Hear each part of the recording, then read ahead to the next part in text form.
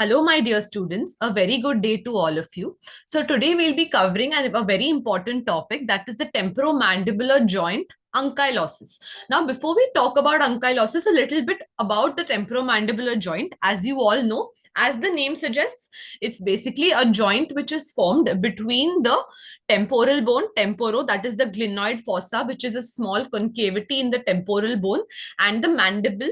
So that's the condyle. So between the condyle of the mandible and the glenoid fossa of the temporal bone, this joint is also known as a gyngymo-diarthroidal joint, meaning that it carries out a gyngymoid or a hinge-like movement.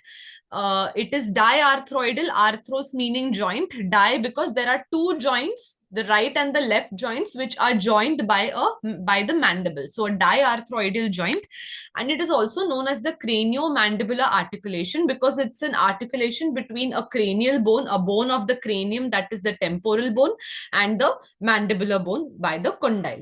So craniomandibular articulation. Now, the temporomandibular joint basically consists of the two articular components, which is the condyle and the glenoid fossa. In between these two components, both of them cannot directly meet. Obviously, there has to be some space between them because if two bones touch each other, it will be very painful. So, obviously, there's a gap in between them, which is basically a disc, the intra-articular disc, which is basically separating the two components. So, there's a small disc which is present between them. And this disc divides the joint into two spaces, the superior joint space between the temporal bone and the disc, and the inferior joint space between the disc and the condyle. Along with that, the TMJ also is surrounded by a capsule, and it also has some important ligaments. Now, in short, in this image, as you can see, the condyle, the glenoid fossa, the disc, and then the two spaces in between them. This disc basically consists of the three parts. Now, this intra-articular disc is like a cap over the condyle. This is the condyle. It acts like a small cap which is placed over the condyle and acts as a shock absorber also, and also helps in joint lubrication. There's this fluid also present within the joint, which is a synovial fluid, helping in joint lubrication.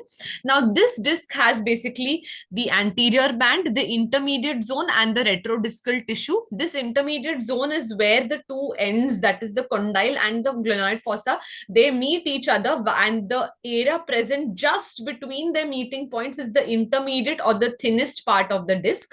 And behind this particular area, behind the meeting point, we have the retrodiscal tissue, that is the tissue present. It's a part of the disc, but it is the posterior or the back part, hence retrodiscal tissue. Now, the rest of the disc does not contain any blood vessels or nerves, but this retrodiscal tissue does contain vessels as well as nerves.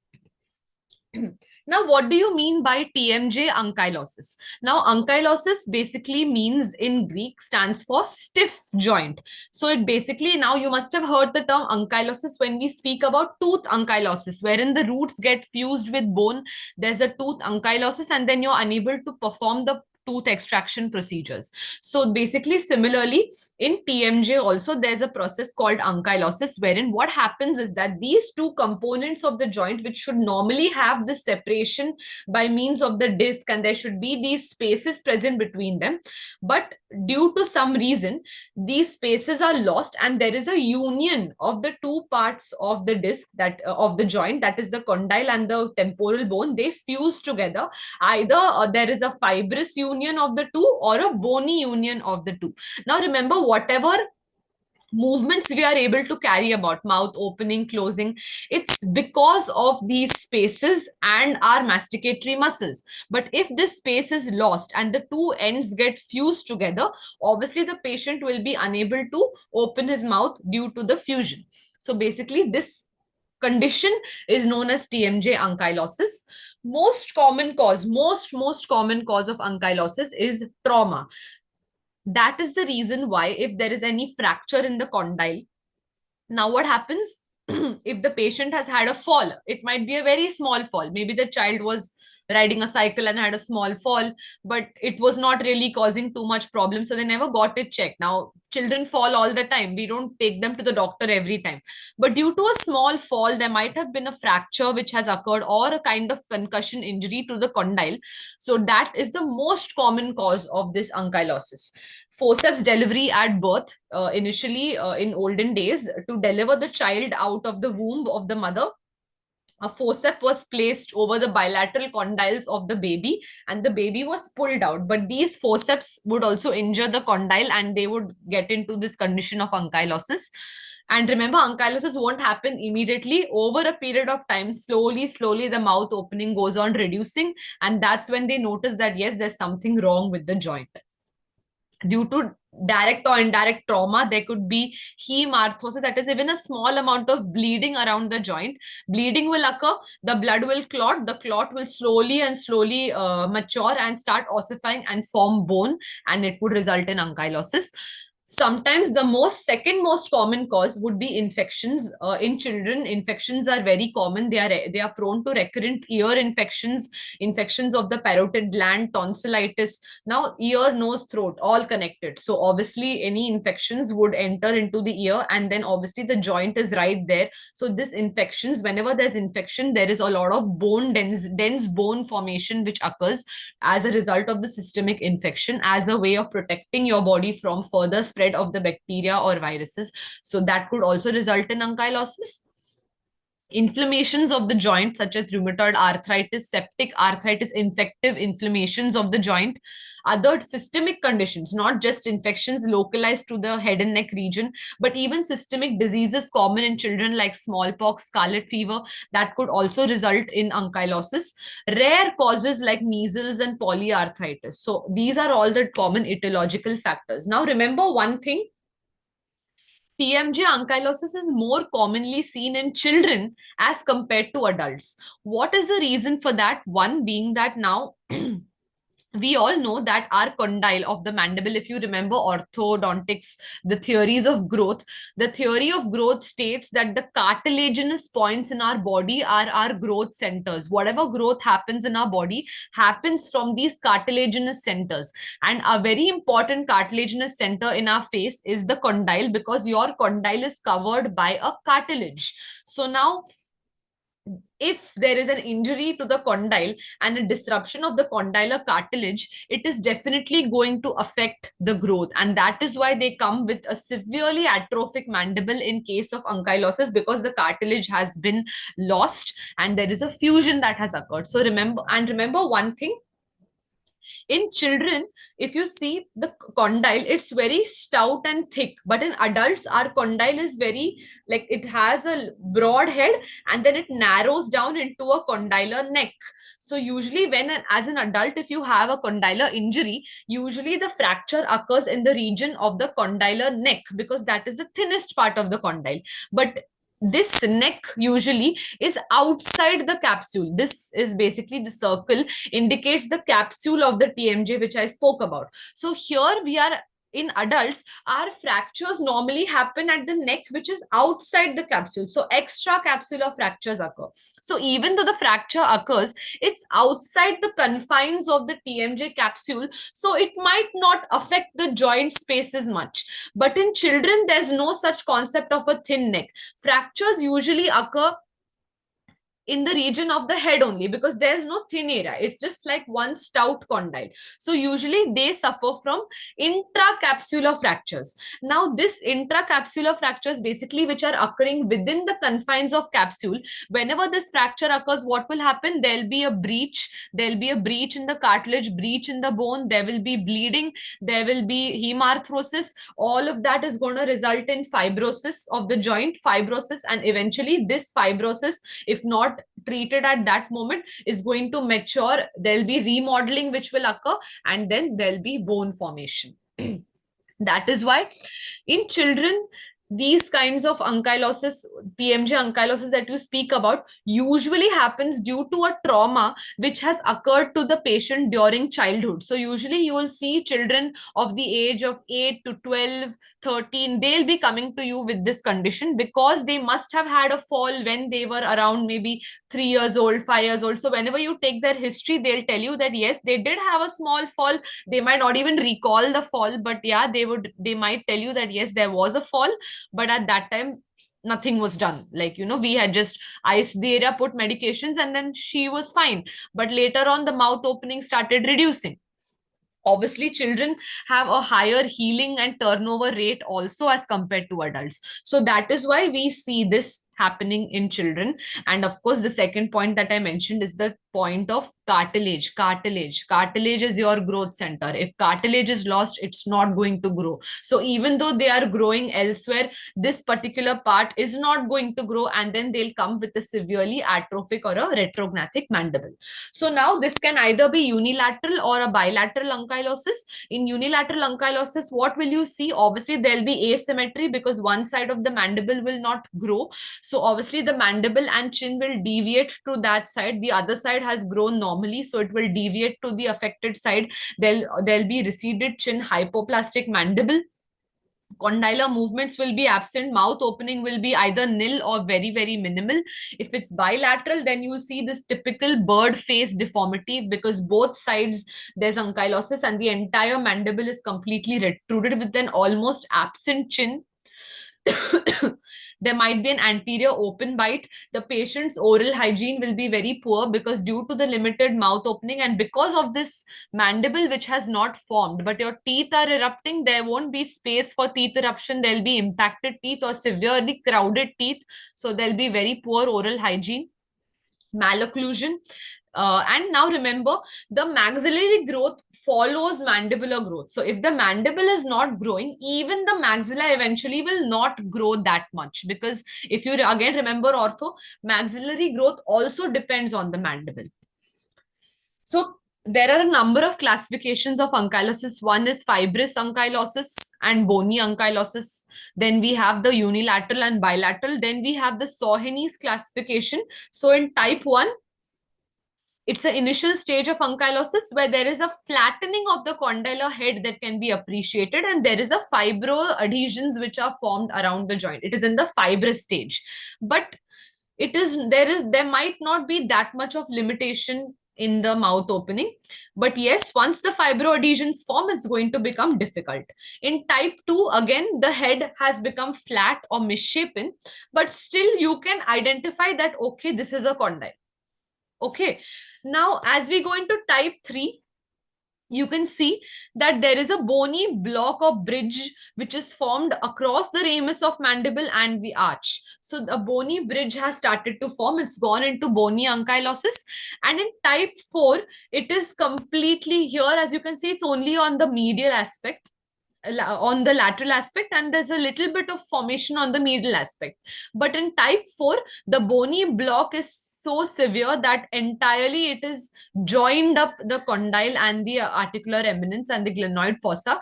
And when you examine that, if you examine that area, in the radiograph, or you clinically or surgically open it and see, you will not be able to see a condyle and a glenoid fossa separately. It will just be one block of bone, and this is the final stage of ankylosis. Of course, radiographs will definitely have to be taken. We can take an OPG which will show you the loss of joint space. Frontal cephalogram, CT scans, as you can see, are the mainstay where you can actually appreciate this is the condyle, this is the glenoid fossa, and a complete bridge of bone has been formed joining these two. So whenever we are planning the surgical treatment of this, CT scans are very helpful to tell you how severe is the nature of the ankylosis. remember that unlike other TMJ issues, which we can manage with the help of medications and many other techniques which are available, but ankylosis, once it has become bony in nature, there's no medication or any other minimally invasive injections or procedures which are going to help you. The only option is surgery. It's always surgical. What are our goals? We want to remove this ankylotic mass so that the patient is able to open his mouth again. Patient is not able to eat, patient is not able to speak, patient's oral hygiene is very poor, patient has lost all functions. Definitely aesthetically also there's a very big compromise which has a psychological effect on the patient also. The patient's growth has been affected, mandibular growth has been affected. So we want to repair or remediate all of these factors in our surgical management, and we want to do it in such a way that it should not relapse again. We don't want it to go for re-ankylosis. We want to give them a permanent solution. So there are three possible treatments. We have the gap arthroplasty, interpositional arthroplasty, and then the final one, which is the joint reconstruction. Now, what do you mean by arthroplasty? Arthro joint plasty reshaping. We want to reshape the joint. Basically, we want to cut out the two bony ends. Now, whenever we want to plan any surgery in the TMJ, obviously, what are the different incisions which can be used to approach the TMJ? The most commonly used one is the preauricular incision. Now, this preauricular incision was then modified by Alkayat and Bramley, and they gave an inverted hockey stick kind of incision. Now we have the other incisions, as you can see, the Thoma's incision, the Blair's inverted hockey stick. So basically, we just take it a little above. Our main worry in this particular area is a very important nerve, that is the facial nerve, which is going to come through the parotid gland and give the 5 branches on the face. So we want to give an incision and approach the TMJ such that we do not cause any injury to the facial nerve.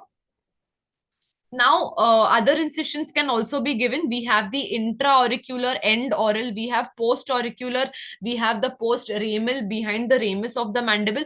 So, depending on which part of the TMJ we want to access, we can go for any of these incisions, the most commonly used one being the preauricular incision. Now, a very important protocol was given by Caban for management of TMJ ankylosis. Now, remember one thing, whenever we are managing ankylosis, it's a very aggressive disease and it has completely ruined the patient's quality of life in terms of opening the mouth, functions, aesthetics.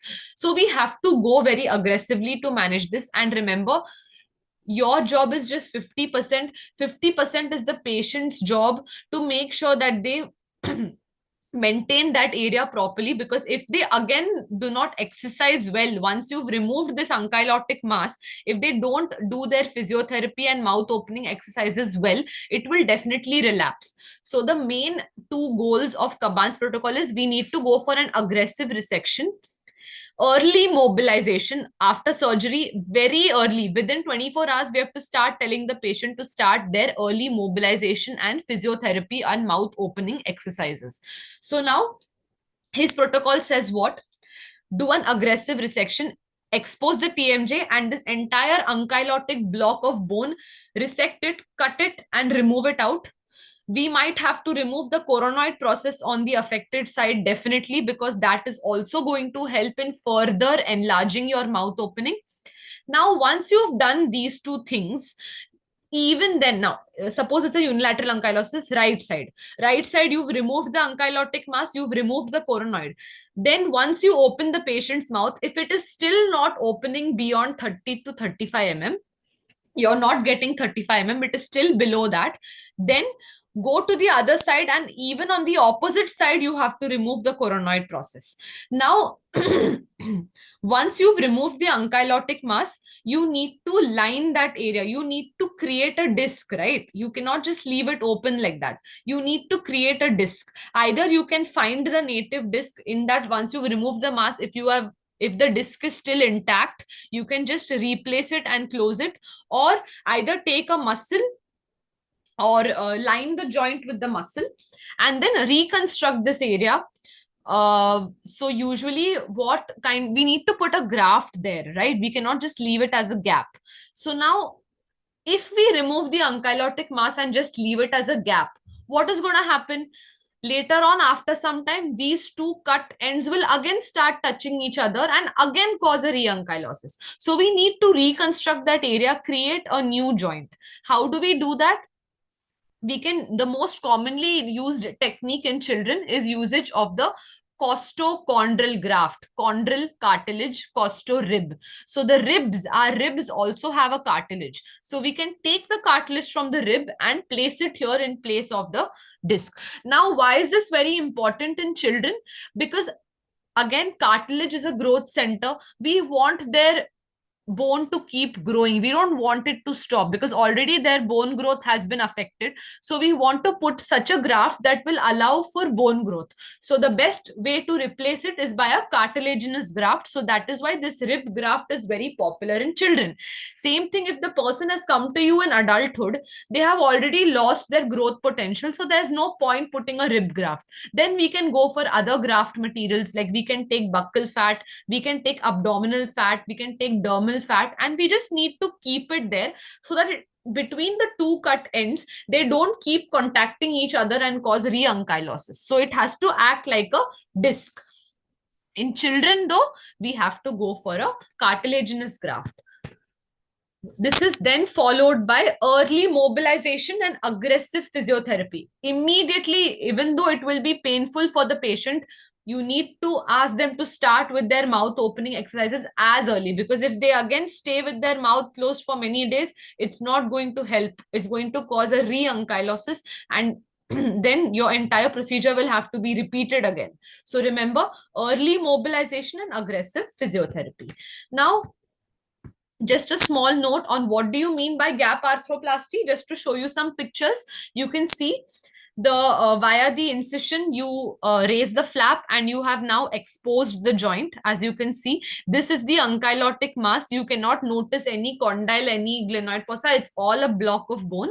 So with the help of a saw or a burr, just give two cuts and completely cut out the ankylotic mass.